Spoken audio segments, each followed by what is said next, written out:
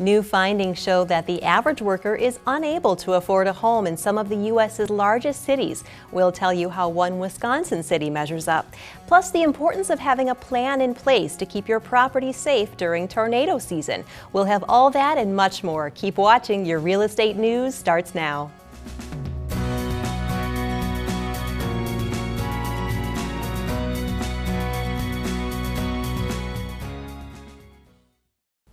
Thank you for watching the Real Estate News. I'm Stacy Hansen. Here are your headlines. A new study has found that less than half of the largest U.S. cities have housing that's affordable for people who earn a median income. That's according to a survey by Interest.com. The average worker can afford a median-priced home in only 10 of the 25 largest metropolitan areas in the U.S. Milwaukee, Wisconsin earned a D grade for affordability in the study for 2014. That means it found that someone making the median income in that city could not afford a median-priced home there. Being priced out of homes in these major metropolitan areas will likely mean more multifamily buildings in big cities and more people moving out to smaller cities and rural areas. The survey also found that 52% of Americans have made at least one major sacrifice to cover their housing costs over the last 3 years. Meanwhile, building permits nationwide surged to an almost 8-year high in June. U.S. housing starts also rebounded strongly. According to the Commerce Department, groundbreaking on new housing has increased 9.8% to a seasonally adjusted annual pace of 1.17 million units. Permits for future home construction also increased to a 1.34 million unit rate. That's the highest level since July of 2007. The increased demand for housing has been attributed in part to the tightening labor market, since it allows young adults to find jobs and subsequently move away from home. With tornado season upon us, it's important to have a plan in place to keep your property safe. According to the National Association of Insurance Commissioners, 75% of people don't have a complete list of everything in their home. Those homeowners who have not documented their personal property recover on average only 30% of their home's value if it is destroyed in a natural disaster. In addition to documenting these items, TWS Home Inventory suggests that homeowners get familiar with what types of damage their insurance policies will cover. Many plans do not cover the flood damage that often appears with these types of storms. If you are not satisfied with your current coverage, you should contact your insurance agent now to discuss it before a disaster occurs. While the largest ranch in the U.S. within a single fence is for sale near Vernon, Texas. For a mere $725 million, you can get over 510,000 acres, 6,800 head of cattle, 500 quarter horses, and more than 1,000 oil wells. According to Bloomberg.com, the Wagoner Ranch has been family-owned for over a century and has hosted both Will Rogers and Teddy Roosevelt as visitors. The ranch covers more square mileage than Los Angeles and New York City combined.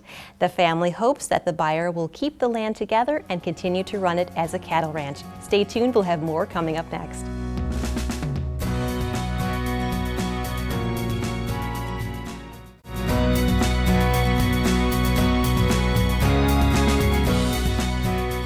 Welcome back to the Real Estate News. With me now is Lee Sather. He's a broker and owner at leesather.com. Welcome, Lee. Thanks for being with us today. Thanks, Stacy. Pleasure to be here. So what is the market like for sellers today?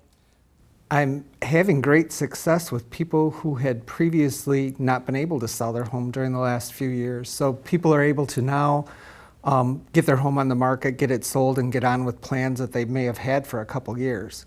I had a grandmother who's now, within a month, being able to move where her grandkids are in Milwaukee, and she's happy about that. And other people are able to sell and actually get on with lifestyle choices that they'd like to make rather than waiting for their house to sell. Well, that's wonderful news. Now, what's the best way then to determine the selling price to ask for your home when you are ready to sell?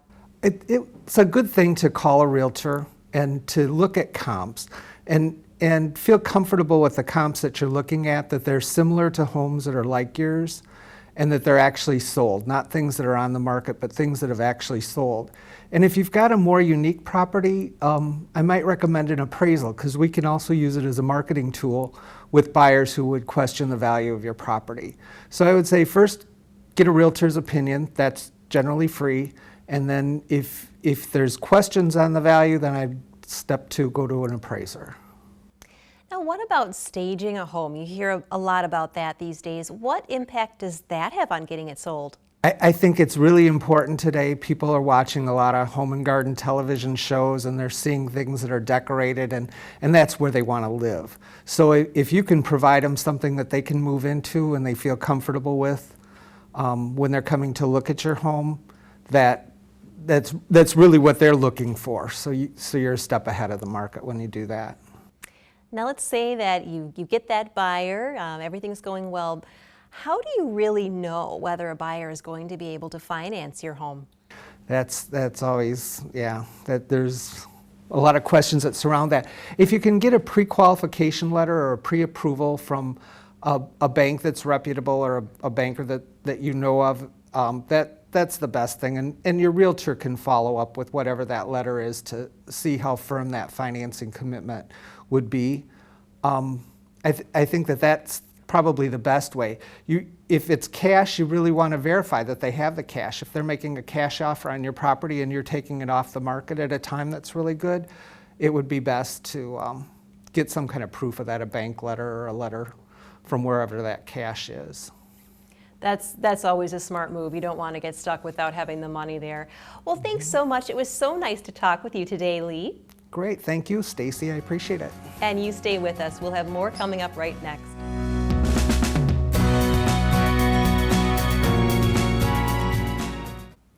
Welcome back to the Real Estate News. With me now is Michelle Ames. She's a realtor and broker associate at Restaino & Associates. Welcome. Thank you for stopping by today. Thank you so much for having me.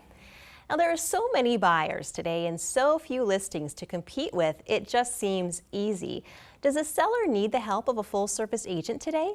They definitely do. A couple of things come into play there. The first is that we're a very visual society now. A lot of people searching on the internet. So it's important that your home give its best foot forward right off the bat. And to do that, I think you do need some guidance in terms of what everyone's looking for, what that buyer is looking for to get that home ready and to really make it shine above all the other listings that are out there. That's what brings the top dollar offers, and it's what brings the offers in faster. Let's say now that a seller is planning to sell in the spring. When should they start preparing? Is now too soon? Now's a great time. One of the things that I do with some of my sellers that are selling in the spring or maybe a couple months away is I start preparing them, giving them the list of things that those buyers are looking for to make sure that that home looks awesome on the internet, and they have the winter hibernation months to get it ready. And then we can also talk about whether or not now's a good time, simply because there may be a buyer sitting out there that I may even personally know of that's ready for that home. With the market being the way it is now, are buyers truly at a disadvantage, would you say? No, I mean, some areas are still awesome for buyers even. Some areas move just a little bit slower than the standard Madison market. Madison generally is moving very quickly. However, you know, if you are flexible on your location and you've got some wiggle room in the price, definitely can help you find a great home that you won't be overpaying for, and that you'll still love long into the future. The other piece of that is helping you to I keep getting messed up in my head. The other thing too that puts you in an advantage is to make sure that you have all the searches in line and that you're looking for homes as soon as they come on the MLS. Now, the best homes go fast, especially today. What's the best way to search for homes so that you see them before they're gone? The best way to search for homes is to talk to an agent and get that criteria pinned down, at least in general, so that you can start seeing what's available in your price range in the area, and start seeing those homes, start paring down your area, start thinking about, you know, what does your ideal home look like? Maybe you start saying, I want to be on the west side of Madison, I know I want 3 bedrooms, I know I want 2 baths, But then you go from there, and we can start paring it down. Well, maybe 2-car garages were perfect, but maybe now that we're thinking about it, a 3-car garage, so we can start narrowing that search, and you see those homes first. A lot of those homes don't actually hit some of the online portals that are very popular right now until 24, 48, even 72 hours after they hit MLS. Wow. And in a seller's market, you are not going to get that home. Well, thanks, Michelle. That was very interesting. We really enjoyed getting to know you today. Stay with us. We'll have more coming up next.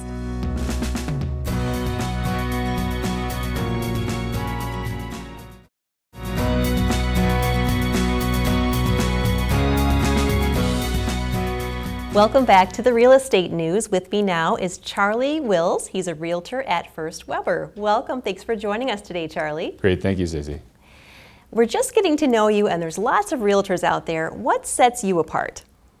I would say it'd be our attention to detail and the way our team is set up. From the time that you first meet us all the way to the end, it's a very systematic approach which makes the whole process easier for our clients. So for the first time we meet them, we get as much information about them and what their needs are, and then we find out the best process from there. So every client is individual. Their goals are individual, and we want to make sure that with those things in mind, we're able to set them up in the best way possible. From your perspective, how do you see the current state of the market? I would say the state of the market is still a fairly high seller's market. There's a little less than 3 months of inventory right now. And with that, what that means for the consumer is that a normal market is 6 to 8 months of inventory. So that would be a balanced market for buyers and sellers. At 3 months of inventory, you're half of that normal number, or sometimes a little less underneath that. And so the pressure is less supply, higher demand is still there between the months of February and about September. And so that puts down pressure on buyers in order to try to purchase. And when that happens, prices increase. And so over the last probably 2 years now, you've seen prices increase about 5 to 10% depending on location year over year. What things do buyers and sellers need to consider before they're entering this market? To just be educated. If you're a buyer entering this market, you want to be prepared. Prepared for a buyer means get educated in finances. How much money do you have down? What are you looking to buy? Make a want list. So it's easy that when you meet with a realtor, you know then your focus going forward. For a seller, understand the market. Know your statistics, know what's happening in the area, know what benefits your house has over other houses, and then listen to your realtor. They do this every day. They look at pricing every day. Pay attention to those kind of basics, and you'll set yourself up for success. So what are your featured properties right now? Oh, featured properties. We've got quite a few here. Had to make a list here so I didn't miss anything. Right now we've got a bunch of stuff on the west side. I've got some houses near West Side, near Maple Grove area. 6205 Piedmont. It's for sale for $229,000. It's a nice single-family home, 3-bed, 2-bath, right around 2,000 square feet. So really, really nice property. We've got some income properties that are for sale. One's on Jacobs Way at 6718 and 6716. Nice duplex. Makes great rent for sale for $420,000. We've got some houses in Middleton which are very rare. One that I like to highlight is 7737 Lois Lowry. It's a single family home, 4 beds, 2.5 baths, a little over 2,000 square feet. Again, in Middleton is pretty rare find for $269,900. As we move through town, we've got quite a bit of stuff in some really nice areas that are unknown. They're really pockets kind of throughout the city. We've got one in Fitchburg with Verona Schools. It's a private estate for $724,000. Gorgeous, 5 beds, 5 baths, 5 fireplaces. I mean, it's just one of those houses that you step into and it's spectacular.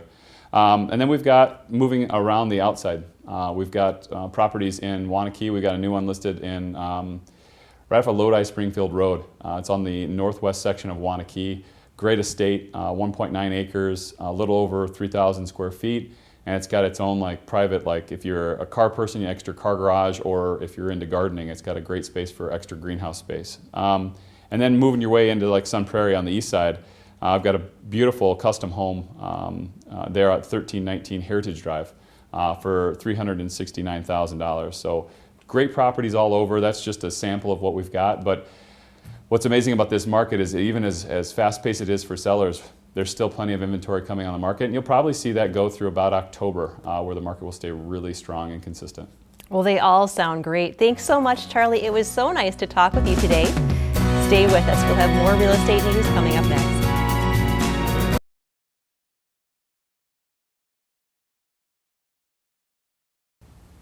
Welcome back to the Real Estate News. With me now is Perry Armstrong. He's the CEO of Preferred Title. Welcome. Thanks so much for joining us today. Thank you. Now, your company offers real estate closings.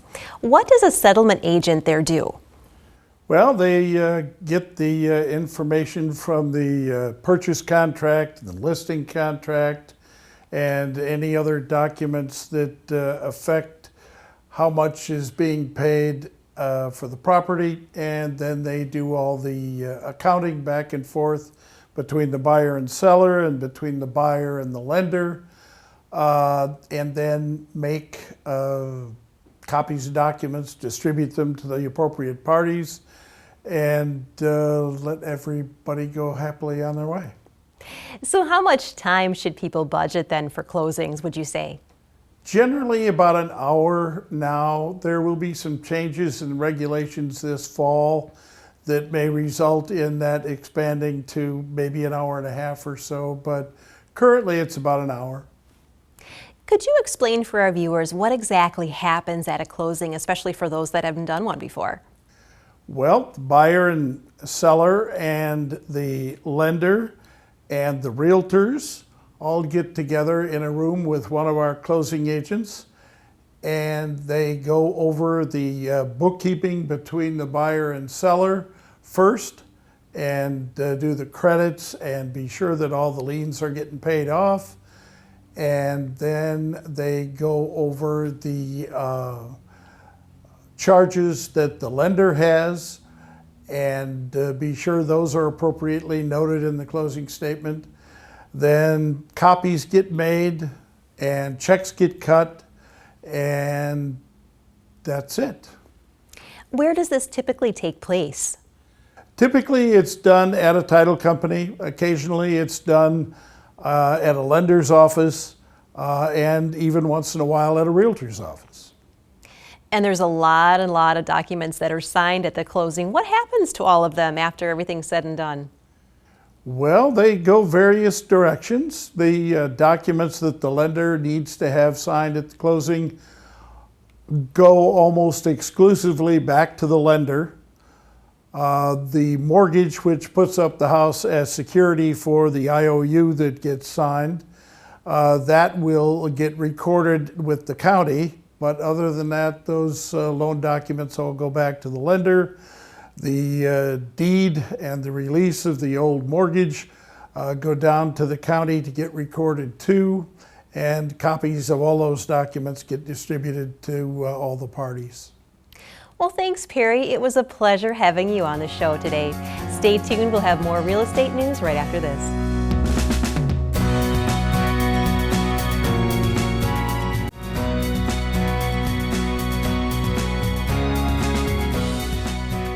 Welcome back to the Real Estate News. With me now is Paul Schlumberger. He's the VP of Business Banking at River Valley Bank.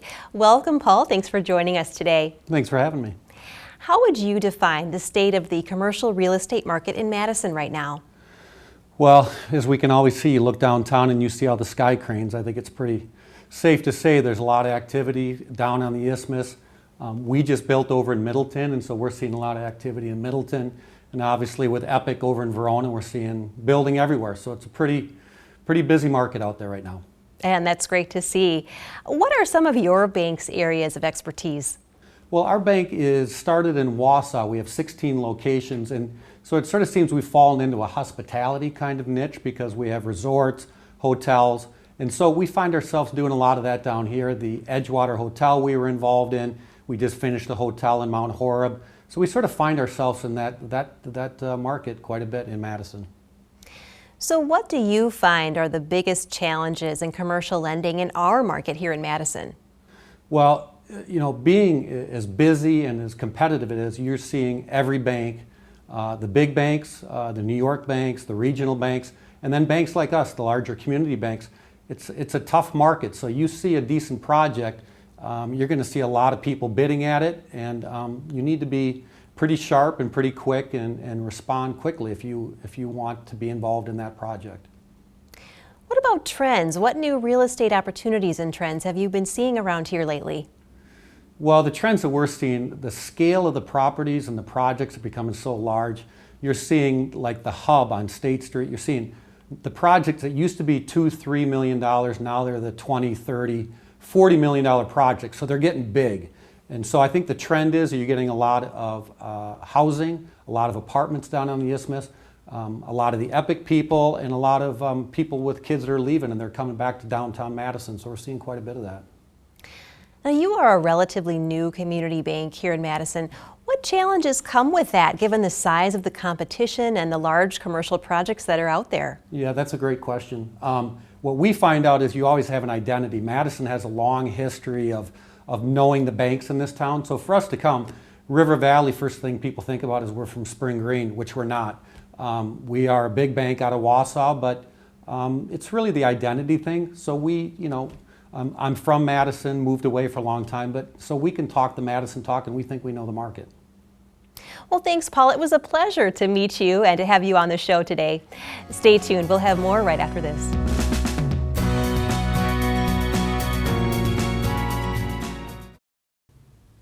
Welcome back to the Real Estate News. With me now is Ryan Bird. He's a realtor at Century 21 Affiliated. Thanks so much for joining us today, Ryan. Yeah, thanks for having me. I'm hearing so much that the market is strong right now. Would you say it's a good time to buy or sell? Yeah, it's actually a good time for both right now. For sellers, there is low inventory of homes on the market and a high number of buyers. So that's actually really good for the sellers. On the flip side, for the buyers, interest rates are still really low. So let's say interest rates take a 1% increase from where they're at right now. That's actually going to make a difference of about $150 to $300 difference on your monthly payment depending on where your purchase price is. Wow. What about first-time home buyers? Any advice for them? Yeah, it's kind of like the old adage, journey of 1,000 miles starts with one step. So the first step is getting pre-approved. That way you know exactly what you can afford.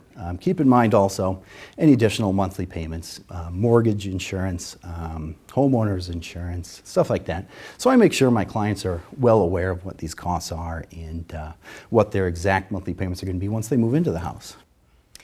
Now, for sellers out there watching who are preparing their home for listing, any advice for them?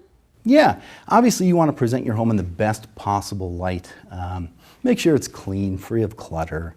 I would also recommend taking care of any repairs ahead of time because if you ignore that when the buyers have their home inspection, it might actually come back to haunt you. And another note on finance, a 20% down payment can be hard to come by for some people, and it might make them hesitant to purchase. What would you say to them? Yeah, well, the great news for those buyers is that you don't need 20% down to purchase a home right now. In fact, it's quite common for buyers to purchase with as low as 3% down. There's some loan programs that don't require any down payment. So what I would advise is speaking to your lender, see exactly what options they can offer you. And if a buyer doesn't know who to contact, I'm happy to get them in touch with any number of the experienced lenders that I work with on a regular basis. And Ryan, are you currently taking on any new clients? Yeah, I'm always happy to help anyone that's looking to buy or sell. Even if they're not quite ready to make the jump into the market, I'm happy to answer any questions they might have. My goal is to educate my clients and make it as comfortable as possible for them throughout the entire process. Well, thanks so much for stopping by, Ryan. It was great to have you on the show. Yeah, thank you. Stick around. We'll have more right after this.